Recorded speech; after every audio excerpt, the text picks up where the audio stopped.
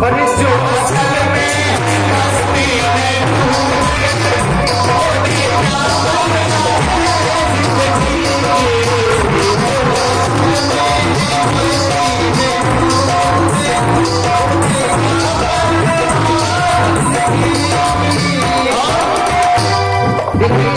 जिसको श्याम नाम की मस्ती चढ़ जाती है ना, पर जो करती है चढ़ती है जो करती है चढ़ती है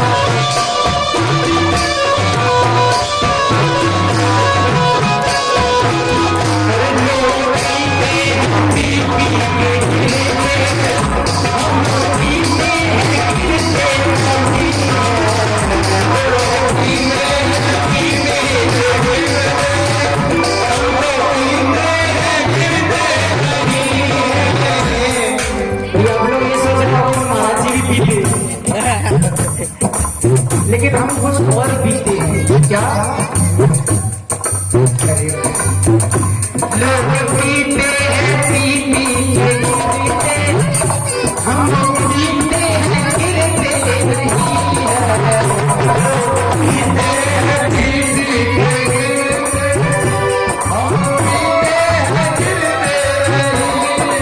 हम क्या पीते हैं? अरे हम तो पीते हैं सत्संग के प्यारे, हम पीते हैं सत्संग के प्यारे।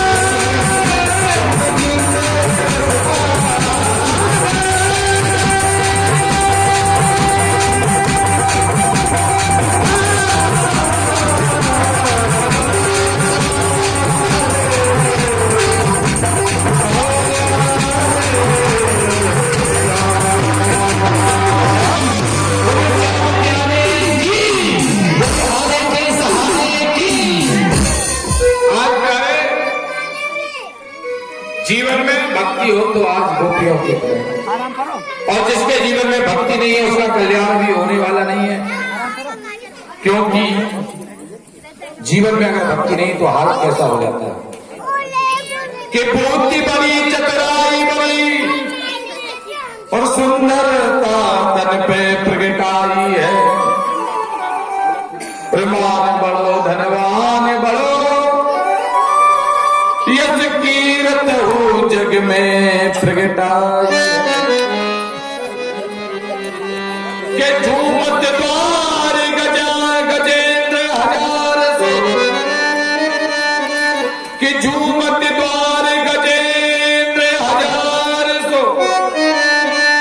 इंद्र से कचुनाए कि तुलसी जगदीश की भक्ति के बिना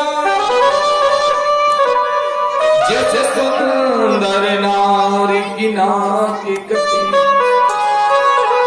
यारे तुलसी जगदीश की भक्ति के बिना मानो जैसे सुंदर नारी की नाक कटी। उसी प्रकार से छावपुर जीवन के शरीर में ऐसे जीवन काल में अगर प्यारे भगवान की भक्ति नहीं है तो आनंद आने वाला नहीं है। भक्ति हमें शक्ति प्रदान करती है, भक्ति से हमको शक्ति प्रदान होती है। आज उद्धव जी ने जब ज्ञान को पाया जाकर के महाराज ज्ञान चला गया, क्योंकि भक्ति के आगे ज्ञान की कीमत शून्य है। कि उद्धव सुनो हुई चलिए सुन गोपिन के बैन, ज्ञान बजाई ढूंढवी प्रेम बजायो हो। आज महाराज पहुंचे कन्हैया से कहा, कन्हैया तुम तो बड़े छलिया हो, बड़े कपटी हो, बड़े निष्ठुर हो, उनको इतने विरह में यातनाओं में छोड़ करके तुम यहां सुख से रह रहे हो। उद्धव की भाषा बदल गई यार। उद्धव की कल भाषा क्या थी और आज भाषा क्या है। उद्धव कह रहे थे मैं अभी ज्ञान की बात सुनाऊंगा। गोपियों ने कहा उद्धव हमें ज्ञान की पोथी न सुनाओ, क्योंकि जहां भक्ति होती ना वहां ज्ञान की आवश्यकता। भगवान भक्ति के वशीभूत है। आगे चलकर महाराज आज वो मस्तक हो गए। इसलिए तो कहते हैं तो धन्य है वो वृंदावन जहां साक्षात भक्ति डालता है। कि वृंदावन को वास भलो जहां पास बहे यमुना महारानी। कि वृंदावन को वास भलो जहां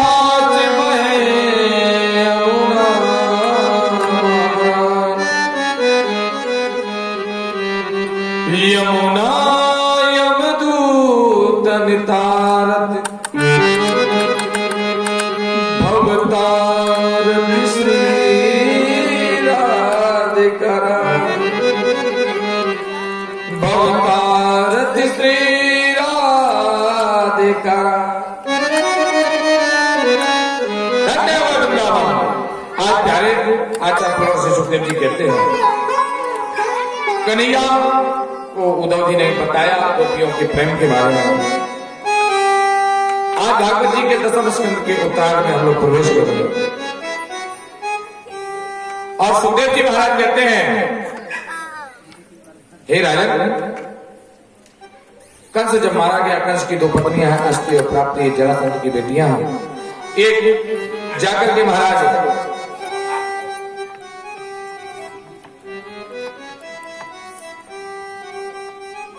पहुंचे मेरे पिताजी के पास।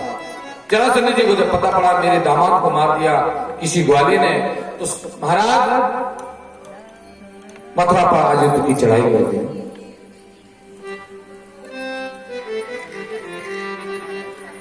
महाराज 17 बार युद्ध की चढ़ाई की और 17 बार युद्ध में परास्त होकर के भागा।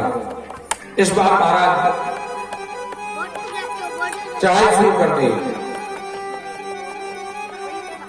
कालियावन को बुलाया, ब्राह्मणों को बुलाया, सुनो महाराज हम युद्ध करने जा रहे हैं, अगर इस बार युद्ध नहीं जीते तो तुम्हारी खैर नहीं। तो पंडित जी महाराज भजन कर रहे हैं, भगवान प्राणों की रक्षा करना। और कालियावन को बुलाया, कालियावन को आशीर्वाद है कि तुम्हें कोई यदुवंशी नहीं मार सकता, तुम्हें अगर कोई मार सकता तो वो है सूरवंशी। कालियावन ने इस बार बड़ी भारी सेना लेकर के रात्रि के समय मथुरापुरी पर चढ़ाई कर दी। कन्हैया को ज्ञात हो गया, कन्हैया ने रातों ही रातों कुबेर से कहा और महाराज विश्वकर्मा जी को बुलाया, बोले जाओ समुद्र के बीच टापू पर एक सुंदर सी नगरी का निर्माण करो। सुंदर नगरी का निर्माण हुआ। योग माया के द्वारा सारे मथुरा प्रवासियों को द्वारकापुरी नगरी में पहुंचाया और दव भैया को जगाया, बोले चलो। कहा? बोले युद्ध में सेना ने चढ़ाई कर दी, अब यहां से भागना है। दव भैया बोले हम भागने वाले हैं। बोले भाग लो, कभी कभी भागा भी जाता है समय देख करके। बोले हम नहीं भागने वाले। बोले भागना पड़ेगा, नहीं तो फिर मरना पड़ेगा।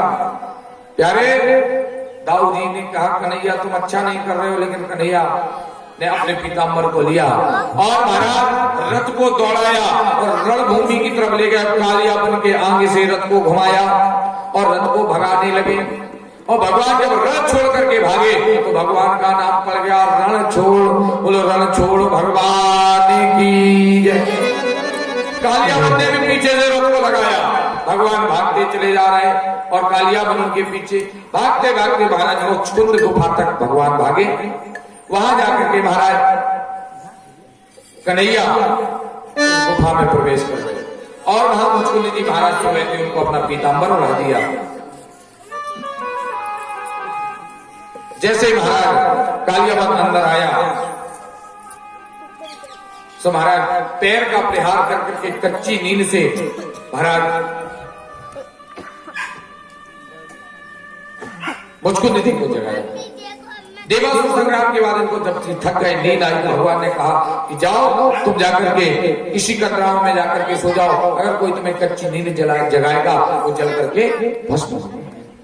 और जैसे ही इसमें महाराज कालियाबन ने भगवान को जगाया, आज मुचकुंद जी को जगाया। मुचकुंद जी के जैसे नेत्र खुले और नेत्रों के सामने महाराज कालियाबन जल करके भगवान ने चतुर्भुज रूप में कालियाबन को उद्धार किया और दर्शन दिए। किसको? मुचकुंद जी महाराज। मुचकुंद के ऊपर कृपा की। मुचकुंद जी महाराज ने जाकर के बड़े भाव के साथ में परम धाम को भगवान को गए, भगवान की गति को प्रदान किया। भगवान अपने भाई के साथ में महाराज आज द्वारकापुरी में पहुंच गए, द्वारका की राजा हो गए। द्वारकाधीश के नाम से भगवान बोलो द्वारकाधीश भगवान की। समय व्यतीत हुआ, कन्हैया के बड़े भैया दाऊ भैया का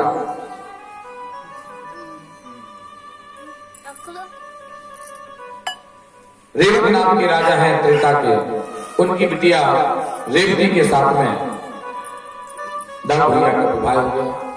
अब तो हाथ परिहास करते हैं, देखो भाभी कितनी बड़ी, क्योंकि त्रेता की है और लंबाई काफी है, दाऊ जी की लंबाई बहुत कम है। कन्हैया कहते भाभी अगर हमारा दाऊ हो गया, आपको कभी अटारी पे जाना था तो आप तो कंधे पे बिठा करके चढ़ा दोगी। और कन्हैया तो वैसे हाथ परिहास करने वाले, दिन प्रतिदिन कन्हैया दाऊ भैया को चढ़ाते हैं। अब तो भगवान की विवाह की और हम धीरे धीरे बढ़ रहे हैं। बोलो राधे राधे। भगवान भीष्म कर्ण सुतम रुक्मणी रुचनामन राक्षस विंघाने उमयो यति सुश्रुता।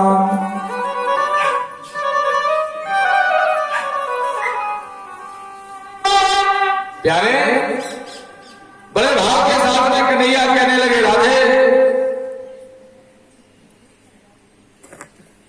इधर महाराज कन्हैया के देखो, अब जब लड़का कुछ करने ढंगने लग जाए ना तो माता पिता को भी चिंता होने लगती है। अब कन्हैया बड़े है गए, कन्हैया ने नगरी के राजा भी बन गए, द्वारकाधीश। तो अब लड़का जब बड़ा हो गया, समझदार हो गया, तो लड़के की विवाह की तैयारी भी तो होनी चाहिए। लड़का के लिए कहीं बिटिया देखी जाती, कि बिटिया के लिए लड़का देखा जाता है कि लड़का के लिए बिटिया देखी जाती है। बोलो राधे। अब कन्हैया बड़े हुए तो कहीं बिटिया, चलो हम ही बिटिया ही देख लेते हैं, कन्हैया को लड़का नहीं मिला। लड़की महाराज कांड हो रहा है तो बिटिया देखने की तैयारी है। प्रथम देश के राजा भीष्मक, उनके 6 बेटे हैं, रुक्मी, रुक्मनाथ, रुक्माहु, रुक्मकेशी, रुक्माली, रुक्नाथ इत्यादि।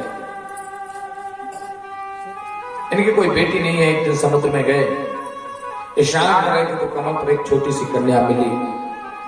उस कन्या को लेकर के आए। उसका नाम बड़े लाल प्यार से रुक्मिणी रखा। भाइयों में बड़ी लाडली रुक्मी अपनी बहन रुक्मिणी को बड़ा प्रेम करता है। रुक्मी अपनी बहन रुक्मिणी को बड़ा प्रेम, प्यारे दोनों बहन भाई में बड़ा प्रेम है। राजसीमो विस्को नामा पितर सीता तस्रम पुत्र जान्यम पुत्रो कन्यकाम चापरा। पुत्री जब सियानी हो जाती है तो माता पिता को चिंता होने लगती है, नींद नहीं आती। जब बिटिया बड़ी हो जाती है तो माता पिता को नींद नहीं आती है। आज बिटिया सियानी हो गई, घर देखना है।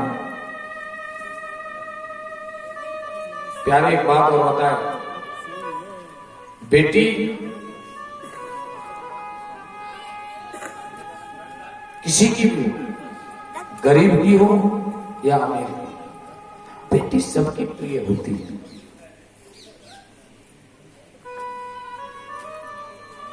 बेटियों की बात कहें क्या,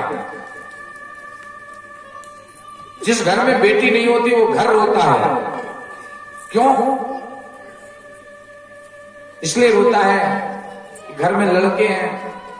अरे इस मकान को अगर कहीं बेटी होती तो मकान को एक दिन दुल्हन की तरह सजाया जाता। मुझे सजाते, मेरे घर दरवाजे पे बारात आती, मेरे दरवाजे पे टीका होता, मेरे घर में मंडप गड़ता, मेरे आंगन में। और एक बेटी जीवन में जब आती है और जब उसको माँ पिता विदा करते हैं, क्या उस माँ का पर लगती है। और बिटिया भी खुशी खुशी होकर के जाती है और कहती है, मैं गुड़िया तेरे